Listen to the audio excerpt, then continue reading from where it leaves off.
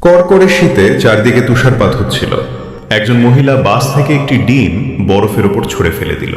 ডিমটি গড়াতে গড়াতে ঠান্ডা বরফের ওপর পিছলে যেতে লাগলো এবং এসে পৌঁছালো এক মানুষের ঝুপড়ির পাশে। মানুষটি ডিমটি দেখে আরও বিরক্ত হয়ে যায়। সেও ডিমটিকে তুলে দূরে ছুঁড়ে ফেলে দেয়।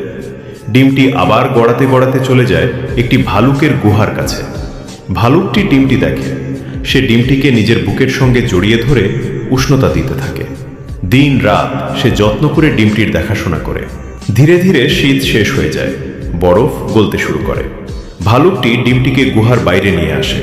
ঠিক তখনই ডিমটি ফেটে যায় আর সেখান থেকে বেরিয়ে আসে একটি ছোট্ট ডাইনোসর। ভালুকটি তাকে নিজের সন্তানের মতো করে বড় করতে থাকে। একদিন ছোট ডাইনোসরটি জঙ্গলে ঘুরতে গিয়ে পথ হারিয়ে ফেলে। একজন বিশাল আদিম মানুষ তাকে ধরে নিয়ে যায়। ভালুকটি কান্নায় ভেঙে পড়ে। তারপর লাইক অ্যান্ড সাবস্ক্রাইব কর।